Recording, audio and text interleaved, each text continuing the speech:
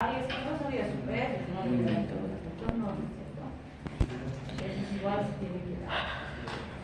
Bien, vamos a pasar directamente a antimicrobianos en generalidades. Ya no vamos a terminar esa parte, si nos da tiempo vamos a acabar terminando antimicrobianos, antiparasitarios y demás, que es más importante. Esto es lo que vamos a evaluar en la parte química, ¿sí? Entonces, cuando hablamos de los antimicrobianos, hemos dicho que hay varios grupos farmacológicos diferentes. Uno de los más importantes es este de los inhibidores de la síntesis de pared. Entonces, este ha sido el primer grupo que se ha identificado y nos interesa recordar sus características generales, que vamos a hacer un recuerdo microbiológico súper rapidito, porque se supone que todos ustedes ya saben, para entrar a la parte terapéutica, ¿sí? Y entender las aplicaciones clínicas del farmacológico.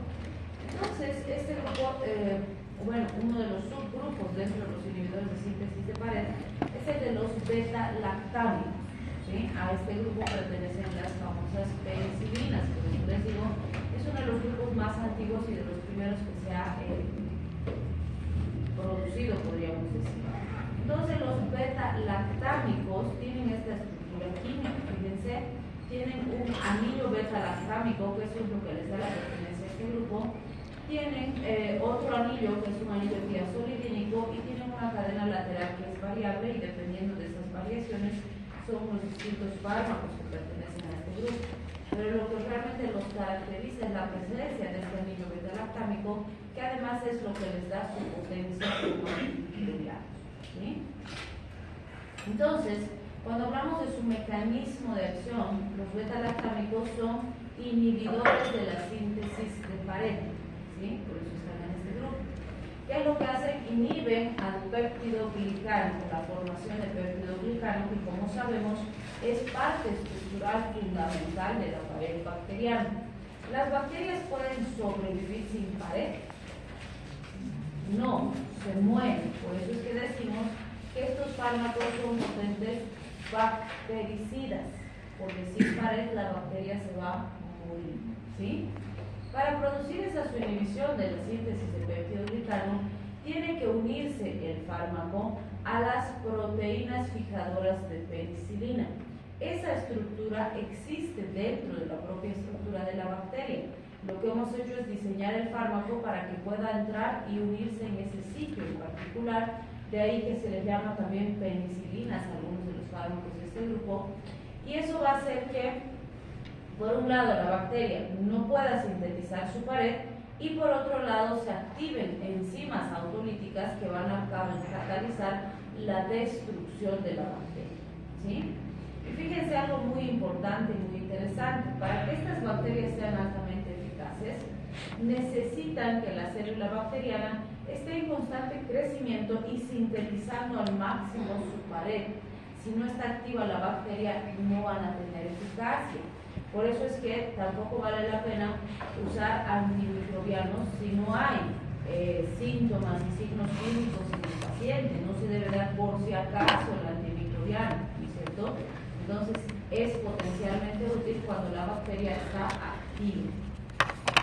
Vamos a recordar rápidamente la clasificación de los beta-lactámicos, porque esto es importante para lo que vamos a ver más adelante. Entonces sabemos que el primer grupo ha sido de las penicilinas. Y dentro de las penicilinas tenemos las de espectro reducido, donde están las primeras que se han sintetizado, que serían las que son sensibles a beta-lactamases.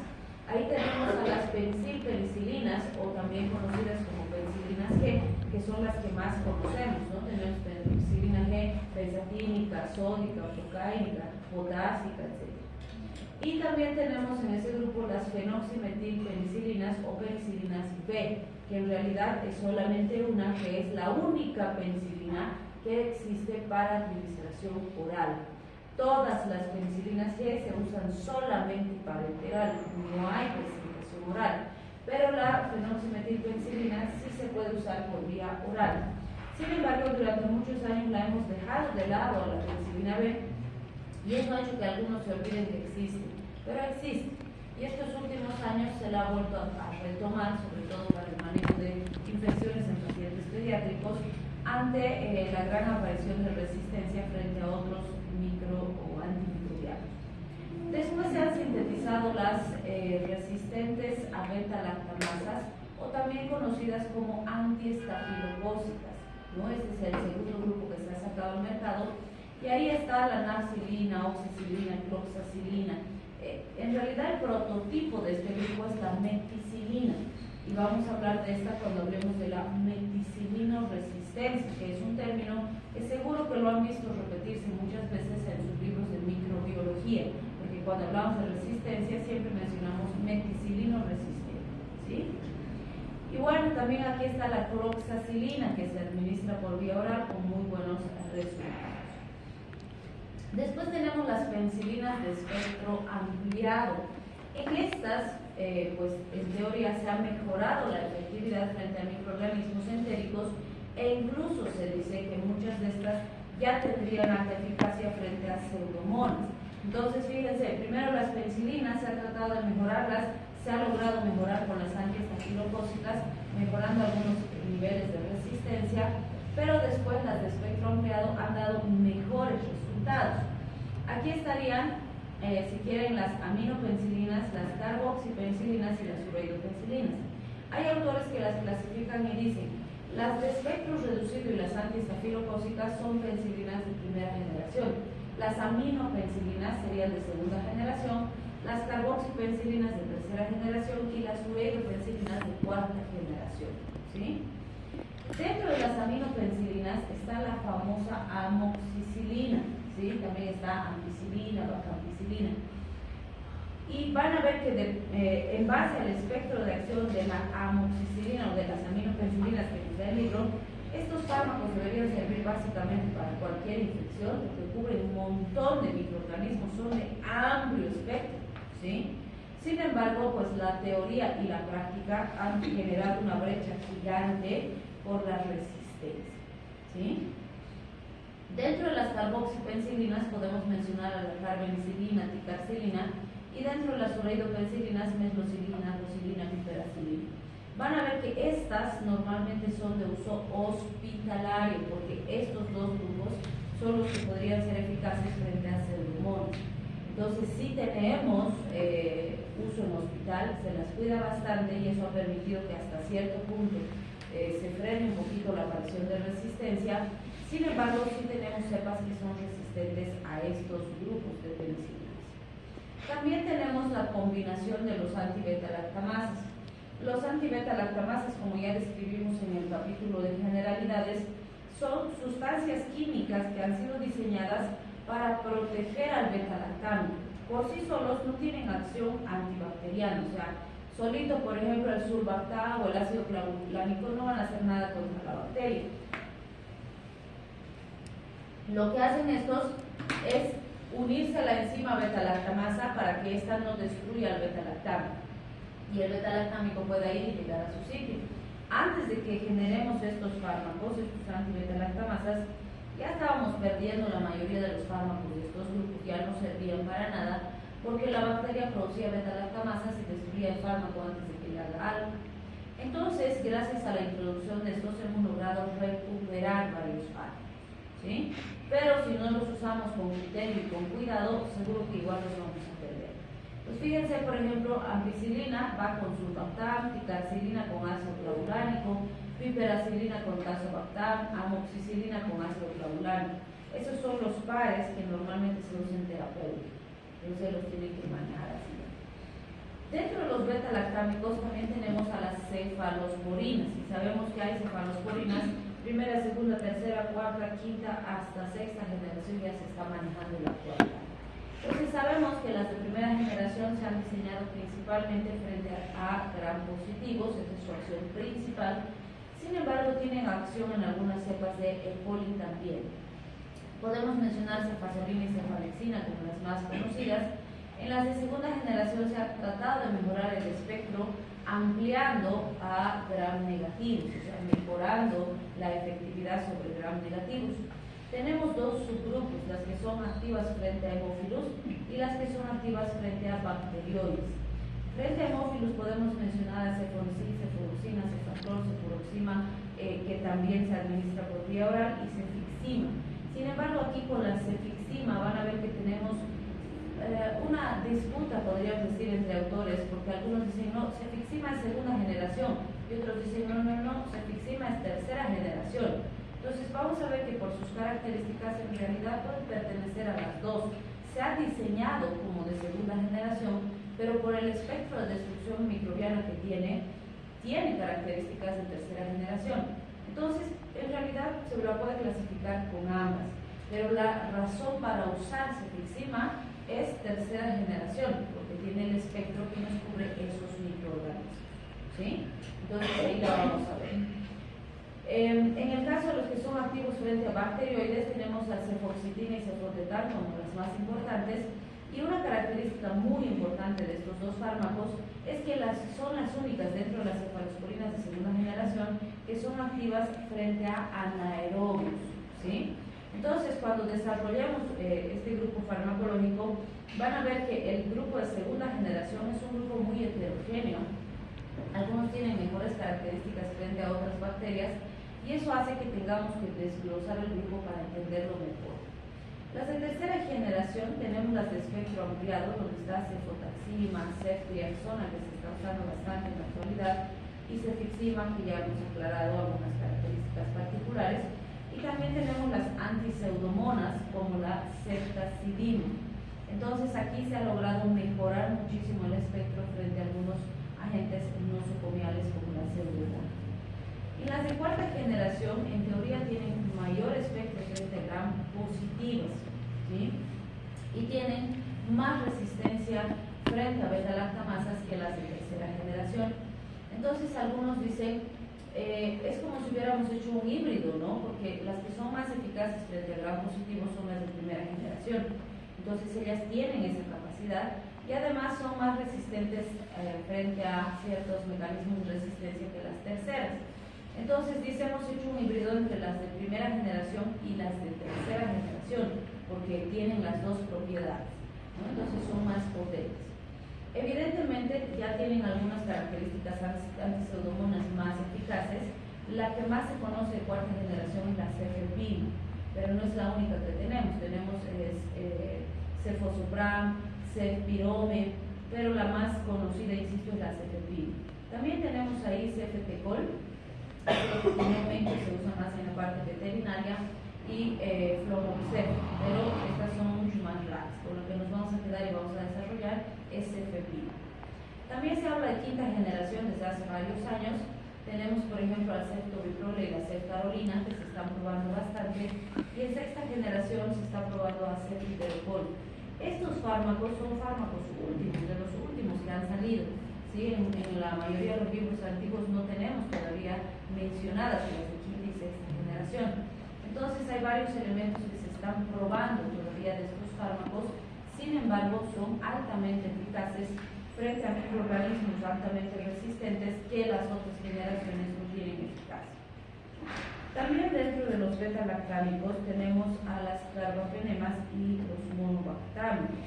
Carbapenemas son imipenem, meropenem, los más conocidos. Imipenem ya casi en todos los laboratorios viene como cilastatina. Vamos a ver que la cilastatina solita no tiene potencia antibacteriana, pero también protege al imipenem de la destrucción a nivel renal, y eso hace que su eficacia sea mucho más alta.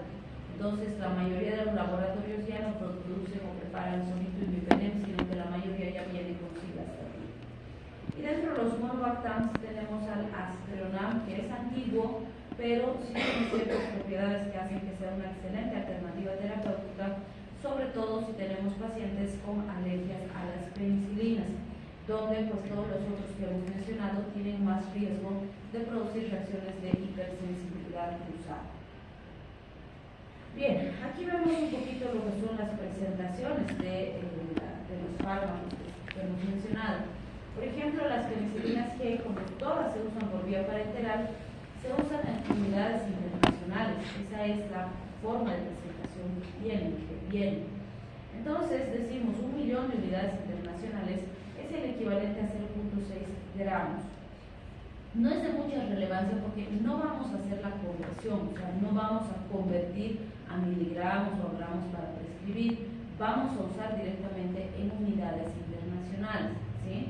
Por ejemplo, para el paciente pediátrico la dosis kilopeso se establece en 50.000 a 100.000 unidades internacionales por kilogramo día, ¿sí? En cambio, para el adulto solemos utilizar estándares. Van a ver que la dosis estándar del adulto son 2.400.000 unidades, que es lo que más manejamos, aunque se pueden usar 600.000 unidades dependiendo del tipo de penicilina que estemos utilizando. Vamos a ver más adelante.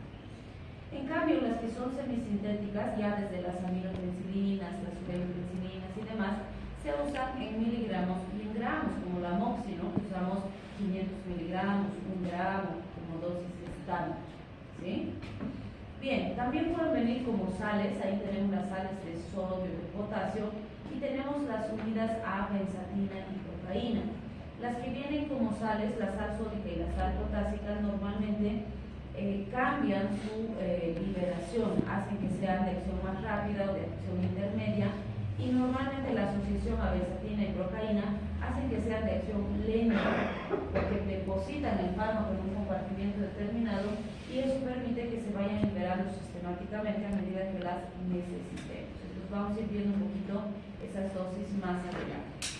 Cuando hablamos de la resistencia, como ya hemos enfatizado bastante en generalidades, la resistencia o la aparición de resistencia es una consecuencia directa de usar antimicrobianos, vale decir, si quisiéramos que no aparezca resistencia, no deberíamos usar antimicrobianos, ¿sí? Pero pues es el otro extremo, como les decía, ¿no? Hay países que actualmente, desde hace algunos años, están con la política de cero uso de antimicrobianos, y dicen, no vamos a dar antimicrobianos hasta que sea realmente necesario, y para eso esperan que el paciente esté en el hospital, y en el hospital le dan antimicrobianos, si no, no le dan, ¿sí? Y están no dando ya paracetamol, ibuprofeno, que responde al sistema inmune del paciente, y no les dan. Pero eso está determinando que se compliquen con neumonías, con cuadros sistémicos severos, que ahí recién dan el antimicrobiano. Entonces están al otro extremo, no quieren dar, están reacios a dar antimicrobianos, porque entre comillas ha sido la medida que ellos han visto como la más adecuada para evitar mayor aparición de resistencia. Pero a este lado del mundo estamos al revés, ¿no? Estamos al otro extremo. El paciente estornuda y ya le queremos dar antibiótico, ¿no? O el paciente estornuda y se va a la farmacia y se toma antibióticos solito como le da la gana. Entonces, esos dos extremos nos están arruinando. En un lado, porque se están complicando sus pacientes y el costo de manejo y la mortalidad es más alta. Y en este otro lado, porque ese mal uso, ese abuso de los antimicrobianos está determinando niveles de resistencia terribles, ¿sí? Y el problema, ¿cuál es? No es que digan, bueno, pues los tercermundistas que abusan los antibióticos, ellos van a morir por la resistencia. No, porque las bacterias pasan en todo el mundo, es lo mismo que el COVID, ¿no? Dijeron, bueno, los chinos tienen COVID, aquí no nos va a llegar.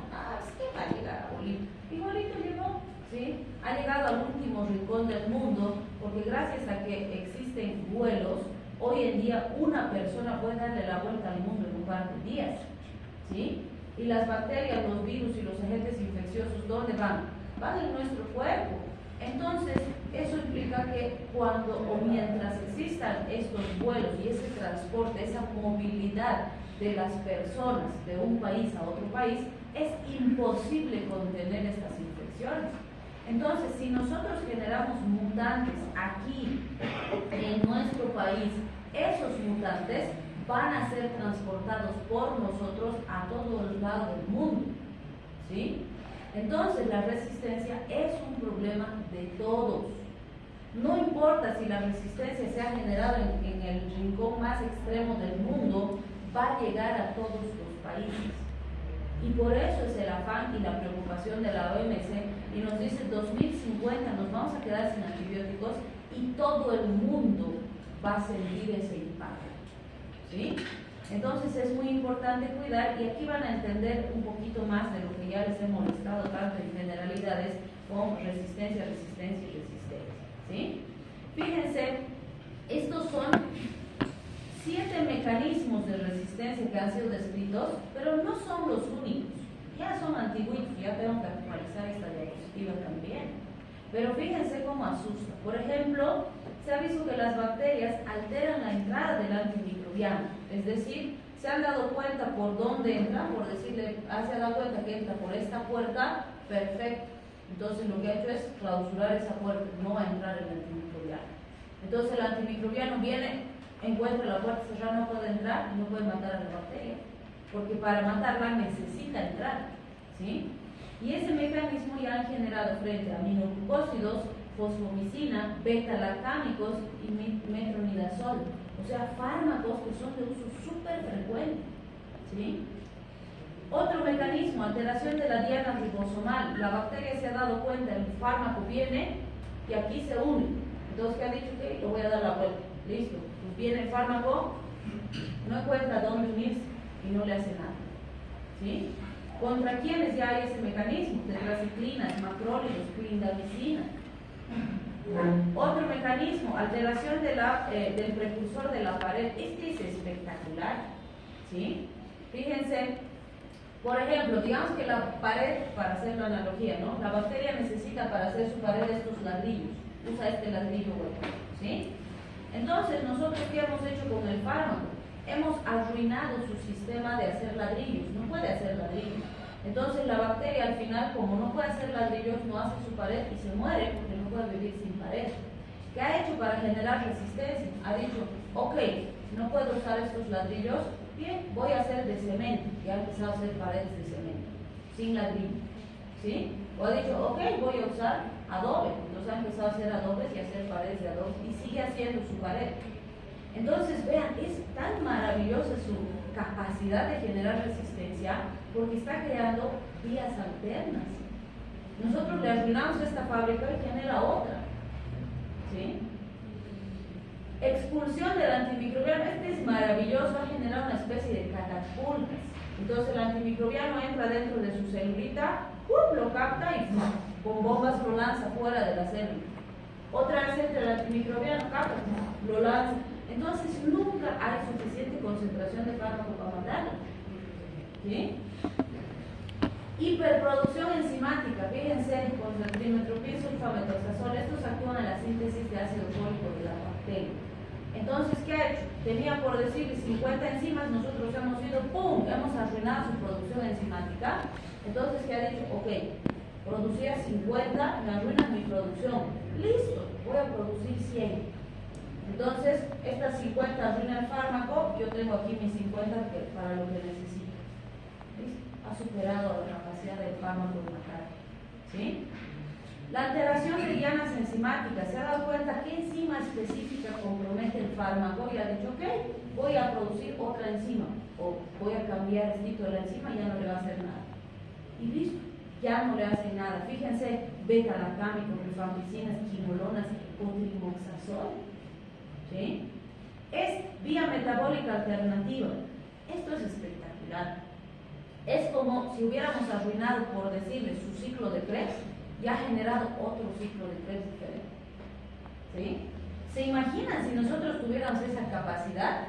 Podríamos curar enfermedades metabólicas en las que el paciente, esta vía funciona mal, bueno, tengo aquí otra que funciona diferente y hace lo mismo, el mismo producto. Así de espectaculares son sus mecanismos de resistencia. Y obviamente aquí falta beta-lactamasa, que es el más antiguo que ya conocemos. Fíjense, 8 mecanismos diferentes por los cuales la bacteria se defiende de nosotros. Y seguro que no son los únicos, ¿sí? Además, si tengo un estrepto que ha generado, por ejemplo, bombas eyectoras y se encuentra con un estáfilo que tiene beta-lactamasa, digamos, y se encuentran, ¿no?, y se ponen a chismear. Entonces el estrepto le dice, oye, te encuentras humanos terribles, han aniquilado todo mi clan, a mis hermanitos los han asesinado, apenas me he salvado yo, por suerte, son irresponsables y 4 días nomás han tomado su fármaco, entonces he sobrevivido, ¿no? Y el estáfilo le dice, oye, sí, estos humanos nos quieren aniquilar, ¿qué les pasa? ¿Nosotros qué les hemos hecho? A mis hermanitas igual les han matado, ¿sí? Y mira, yo he generado aquí una beta-lactamasa, con esta encima no me hacen ni cosquillas, el otro, sí, mira mi bombita, yo agarro y la hago, wow, oye, nos pasaron la información, ya, encima nos ganan porque no son egoístas, comparten su información. Entonces ella le pasa su información genética, y a partir de ese momento, todas las hijas de las dos bacterias van a tener los dos mecanismos de resistencia, aunque no conozcan el fármaco con el que se ha producido el mecanismo, ¿sí? Entonces nos están ganando de lejos. Y si no empezamos a usar bien nuestros antimicrobianos y a cuidarlos, y usarlos cuando sí se necesita, y guardarlos cuando no se necesita, nos van a ganar. Y vamos a tener que tratar infecciones microbianas sin herramientas, y eso realmente va a ser catastrófico, y a ustedes les va a tocar. ¿Sí? 2050 no está lejos, son 26 añitos. En 26 añitos ustedes van a estar en pleno ejercicio de su profesión. ¿Sí? Entonces es grave. Bien, este gráfico nos esquematiza un poquito eso que hemos dicho, ¿no? Fíjense aquí, puede cambiar sus sitios de entrada, puede producir así sus beta-lactamasas que ahí van a estar como perritos guardianes cuidando, vigilando. Aquí fíjense, aquí era el sitio donde venía el fármaco, y dice, ya está, lo ha dado la vuelta, listo, está controlado, el fármaco viene, busca y no encuentra dónde. ¿Sí? Entonces, realmente son increíbles estas bacterias. Si lográramos aprender algo de ellas, sería increíble, podríamos hacer grandes avances. ¿Sí? Pero nos están ganando en la lucha contra los microorganismos. Bien, este grafiquito nos muestra algunos elementos importantes que debemos recordar, que ustedes ya saben de micro. Por ejemplo, las penicilinas que clásicamente se han usado para tratar sífilis, infecciones por estrepto, las infecciones por Clostridium tetani, ¿no? Las ampicilinas en listerias, enterococos, cloxacilinas, estafilococcus sensibles a penicilina. No cubren pseudomonas, por supuesto. Amoxicilina con ácido clavulánico, útil frente a gram positivos, gram negativos, aerobios, anaerobios. O sea, la amoxi debería ser un monstruo de antibiótico, debería servirnos para todo, pero tenemos niveles altísimos de resistencia. Gracias al ácido clavulánico, un poquito la hemos rescatado. Pero si empezamos a abusar ahora de esa asociación, seguro que las bacterias van a empezar a maquinar algún mecanismo para que el ácido clavulánico no bloquee sus enzimas y nos van a volver a ganar. ¿Sí? Entonces hay que cuidar nuestros fármacos. Piperacilina, tazobactam tiene más espectro, por eso en general se reserva para uso hospitalario, sobre todo para gram negativos es útil y sí cubre pseudomonas. Sí van a ver que vamos a mencionar varios fármacos que decimos es útil en pseudomona, pero en la realidad tenemos pseudomonas monstruosas que resisten todo, que nada les hace ni cosquillas. Entonces, si bien la literatura nos dice el espectro de cada antimicrobiano, vamos a toparnos en la realidad que muchas veces el espectro no es tan exacto. Hay que hacer nomás cultivo antibiograma para saber el espectro, y en esos cultivos antibiogramas nos reasustamos porque nos sale así resistente, sensible a colistina. El colistina ya les he contado, ¿no? Que es tóxico, produce injurias renales. Nos estamos quedando sin herramientas. Y sí, estamos manejando en pacientes que se curan del cuadro infeccioso pero acaban con insuficiencia renal. Es un costo muy caro, pero no tenemos otra opción. ¿Sí? Entonces es importante. Fíjense, aquí les he puesto estas fotos feas. Todo esto es producido por bacterias. ¿Sí? Entonces fíjense, actinomicosis, endocarditis, sífilis, meningitis, ¿sí? Todo eso es producido por bacterias. Hoy en día, gracias a Dios, todavía tenemos antimicrobianos para combatir estos cuadros. Pero si nos quedamos sin antimicrobianos, en todo esto, ¿qué vamos a hacer? Medidas de soporte. Darle oxígeno, estabilizar, tratar de equilibrar electrolitos y esperar a que su sistema inmune logre contrarrestar a estas bacterias. Porque no vamos a tener nada para vigilarlas. ¿Sí? Entonces realmente es complejo antimicrobianos. Y lo mejor que pueden hacer ustedes como profesionales en salud es manejar correctamente. Eso nos ayuda un montón en la lucha contra la resistencia. ¿Sí? Bien, aquí tenemos las dosis de las penicilinas. Vamos a discutirlas la otra clase.